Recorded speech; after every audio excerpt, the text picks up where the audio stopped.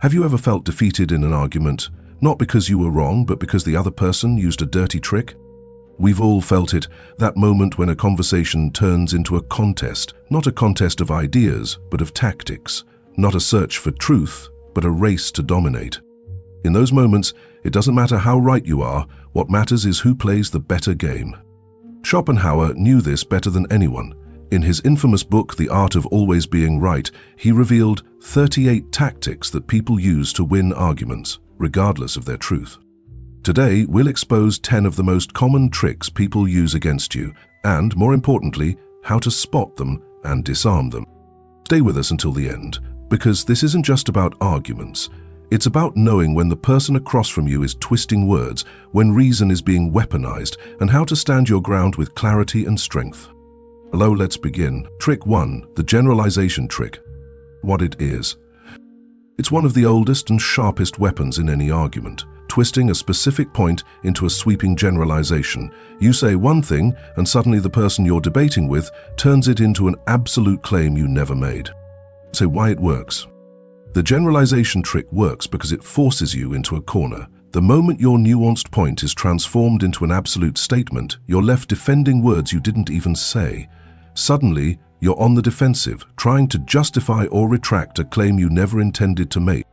Example: you say, "This approach worked for some teams in this company." They reply, "So you're saying this approach works for every team in every company, regardless of context?" Suddenly, it's no longer about your point. They've framed it as if you claimed it worked universally, and now it's you who must justify an argument you never made. How to counter it? Stay calm and clarify. Say, "That's not what I said. Let's stay with the actual point. I said it worked for some teams, not all. Do you want to discuss that?" By calmly restating your point, you reject the distortion and pull the conversation back to reality. Why mastering this tactic matters. The generalization trick is everywhere, in meetings, debates, online forums, and even personal conversations. The person using it aims to obscure your point and shift the discussion to terrain where you can be defeated. By noticing this tactic, calling it out calmly, and refocusing the conversation, you take back control. You remain rooted in the strength of precision, making it far harder for distortion to win. Trick 2, the personal attack. What it is. The personal attack is one of the oldest weapons in any debate. Instead of addressing the point you've made, the other person attacks your character, motives, or background. The goal is simple: to make you the target, discredit your voice, and shift the conversation from the issue itself to you. Why it works. It works because it triggers an emotional reaction. The moment the attack becomes personal, you're no longer arguing the point, you're defending yourself. The debate slips from reason and evidence into ego and emotion, allowing the attacker to dominate the ground. How to spot it. You'll notice the shift when the words stop focusing on the issue and start focusing on your worthiness, credibility, or competence. Phrases like "you wouldn't understand" or "you're not qualified" are red flags. The person can't beat your point, so they attack you. How to counter it. Stay composed. Do not justify yourself or get pulled into defending your character. Instead, calmly point out the shift and drag the conversation back to its core. You can say, "My character doesn't change the facts. Let's return to the argument itself." The key is to hold your ground. Refuse to walk into the trap of making it about you. By doing so, you expose the tactic for what it is, an attempt to win by distraction, and regain control of the conversation. True strength in an argument is knowing when to stand firm, when to reject the bait, and when to pull the focus back to the truth. Trick 3, the confusion game. See what it is. The confusion game is when someone intentionally floods a conversation with too many questions, unrelated points, or abrupt changes of topic. The goal is to overwhelm you, bury your point under noise, and make you lose track of the original argument. Why it works. It works because our brains can only hold a limited number of threads at once. When an opponent bombards you with new angles, irrelevant details, or rapid questions, it becomes exhausting to respond clearly. The original point disappears, replaced by a mess of distractions and loose threads. How to spot it. You'll notice the shift when one question quickly becomes 3, then 5, or when unrelated anecdotes and objections are thrown into the conversation. The focus shifts from one point to a whirlwind of distractions. How to counter it. The key is to slow down the conversation and reclaim its structure. Do not try to answer every point thrown at you. That's the trap. Instead, pause, let the confusion settle. Point out the tactic. Calmly say, "That's a lot to cover, let's stick with the first point and resolve it before jumping to the next." Control the flow. Insist on tackling one question or claim at a time.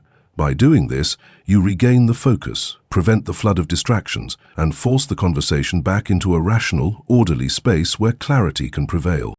In the end, the confusion game only wins when you surrender to its chaos. Stay calm, stay focused, stay sharp, and you'll break the tactic every time. Trick 4. The distraction technique. What it is.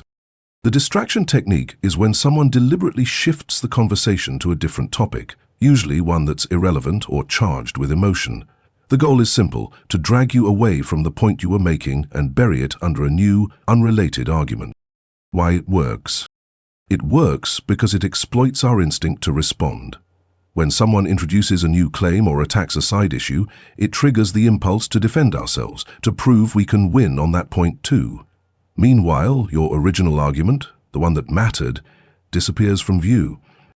How to spot it. You'll notice it when the conversation suddenly swerves. What started as a discussion about facts or ideas suddenly turns into an unrelated point, a grievance, an accusation, or an emotional detour. The shift is abrupt, calculated, and designed to make you lose focus. How to counter it. The best way to defeat this tactic is to name it and reject it. Stay firm. Calmly say, "That's a separate issue, one we can discuss later. Let's finish the point we started with first."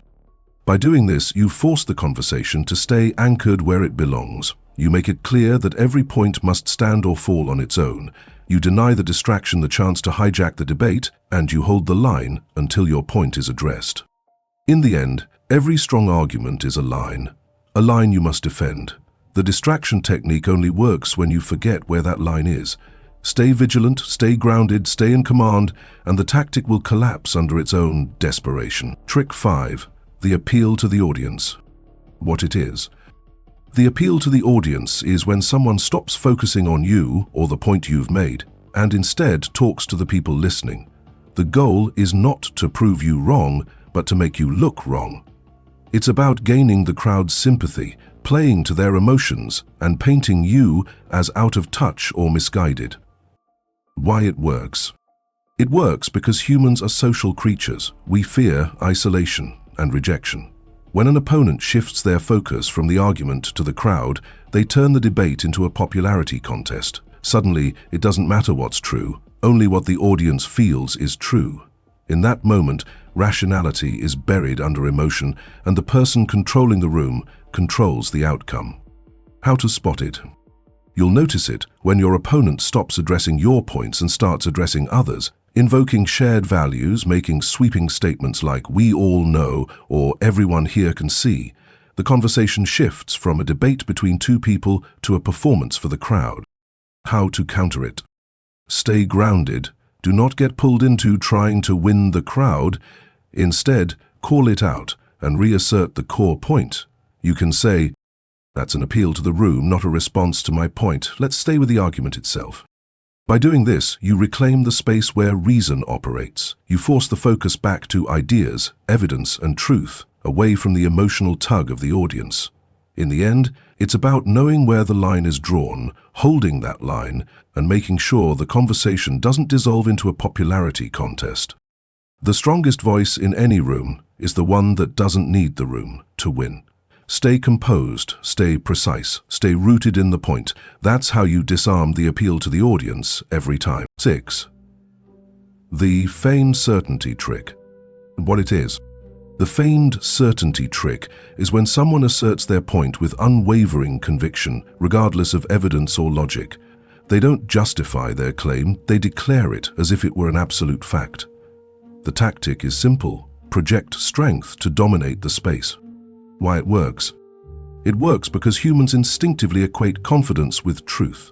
In moments of tension or doubt, a person who appears absolutely sure of themselves can overwhelm reason and make others second-guess their position. This is especially potent in debates where precision is less valued than bravado. The person using this tactic doesn't win because their point is strong, they win because their demeanor suggests that challenging them is pointless. How to spot it? Watch for bold, sweeping statements that arrive with no evidence, like, "Everyone knows this, this is just how it is, end of discussion." If you disagree, you clearly don't understand.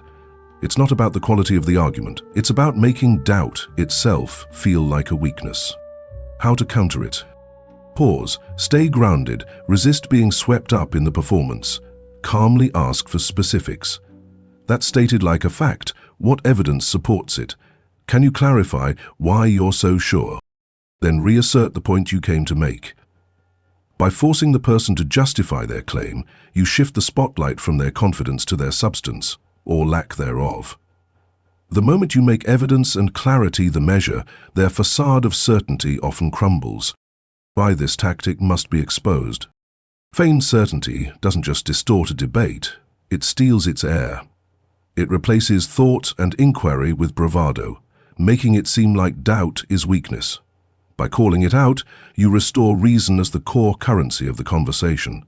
You make it clear that truth is not a performance, and that clarity, evidence, and precision will always outlast noise and bluster. Trick 7. The feigned ignorance trick. What it is. They pretend not to understand your point, no matter how clearly you state it. It's a tactical confusion that forces you to repeat yourself until you sound defensive, impatient, or exhausted. Why it works. It's designed to disarm and frustrate.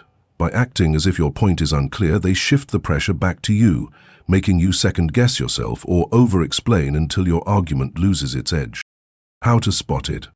Watch for phrases like, "I don't get what you mean," "That doesn't make sense," or repeated questions about the same point, especially when it's been stated clearly. How to counter it. Refuse to play the game. Stay calm, restate your point clearly once, and then draw a line. Say, "I've explained it clearly, let's move on unless you have a specific objection." If necessary, shift focus to evidence, making it harder for them to hide behind feigned confusion. Why this tactic must be exposed. Feigned ignorance is a tactic of evasion. Its only purpose is to stall, frustrate, and discredit. By standing firm, repeating yourself precisely, and not getting pulled into an endless loop, you maintain the upper hand and keep the argument grounded in fact. 8. The redefinition trick. What it is. They shift the meaning of words or terms mid-debate, making the original point meaningless or ambiguous. Why it works. It's a form of verbal sleight of hand. By changing definitions, an opponent can claim victory even if the original point was sound. It leaves you chasing a moving target. How to spot it. Watch for moments when key words suddenly change in definition, or when the person insists, "That's not what this means," long after the fact. How to counter it. Stop and define terms clearly. State, "Let's agree on the meaning of this term before we continue." Pin down definitions so your opponent can't rewrite the rules mid-debate. 9. The false choice. What it is. The false choice is when someone forces the argument into an artificial either/or, presenting only two outcomes, making one seem absolutely right and the other absolutely wrong. It's a tactic that collapses nuance, making it seem like no middle ground or alternatives can possibly exist. Why it works. It works because it exploits how quickly people seek clarity. By framing a complex issue as black and white, an opponent can box you into accepting a position you never intended to accept or defending one that's too simplistic. How to spot it. Watch for language like, "Either you're with us or it's this or nothing. If you disagree, you must be defending the opposite." How to counter it.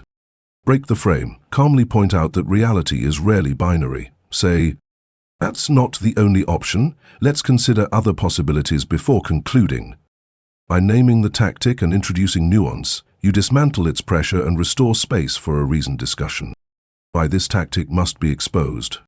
The false choice works because it narrows thought until only one acceptable path remains. By exposing it, you reopen the conversation, making room for nuance, precision, and the actual truth. 10. The final bluff. Is what it is. The final bluff is when someone, backed into a corner or running out of evidence, declares victory as if it were fact. They don't win by reason, they win by sheer audacity. It's a psychological tactic designed to make you doubt yourself and walk away, accepting defeat where none was proven. Why it works? It works because it plays on uncertainty. In moments when the debate is too complex or tangled, a confident, "I'm right, end of story," can overwhelm and silence others. The person using this tactic banks on the fact that most people aren't comfortable challenging a bold claim, especially when it's delivered with an air of absolute conviction. How to spot it? Watch for phrases like, "Everyone can see I'm right. We both know how this ends. This debate is over. I've made my point." These aren't arguments. These are power plays, meant to dominate by assertion, not by fact. How to counter it? Stand your ground. Do not accept victory declarations at face value. Stay composed and respond clearly. Declaring victory doesn't make it true. Let's review the actual points made. If you're confident you've proved your case, restate it clearly, because saying, "I win," doesn't make it so. Revisit the evidence, reiterate the core of your argument, and shift the focus back to its substance, not its theatrics. Why this tactic must be exposed. The final bluff is a desperate attempt to win by performance, not reason. By naming it and anchoring the conversation to evidence, you disarm its psychological sting. In doing so, you assert that truth doesn't bow to bravado, it stands firm, regardless of how loudly the other person claims victory. The world we live in doesn't reward those who wander blindly through its conversations. It doesn't honor those who accept distortion as fact. It rewards those who stay alert, those who listen closely, those who know how to stand firm when words twist and shift. What you've learned here is more than a list of tactics. It's a lens that exposes the threads of manipulation that run through debates, negotiations, meetings, and everyday conversations. You don't have to match aggression with aggression. You don't have to raise your voice or sink to deceit. True strength is rooted in awareness, in the ability to stay grounded when others try to shift the earth beneath you. True strength is knowing when to stand firm, when to slow down, when to ask for clarity, and when to walk away. These tactics lose their sting when met with a calm, focused mind. They collapse when exposed to scrutiny. What others intend to use as weapons can become meaningless when you recognize their shape and purpose. Let this be more than information. Let it be an armor. Let it be the reminder that you control your voice, your thoughts, and your boundaries. You can't stop people from trying to manipulate a conversation, but you can choose how to respond, when to engage, and when to rise above it. And if you want to explore more ways to understand the hidden threads of human behavior, the psychology, the tactics, and the truths that shape how we relate to the world, subscribe the channel and stay connected. In a world that spins its narratives too fast, you can be the one who sees clearly, stands strong, and guides the conversation towards the truth. Stay vigilant, stay sharp, stay in control.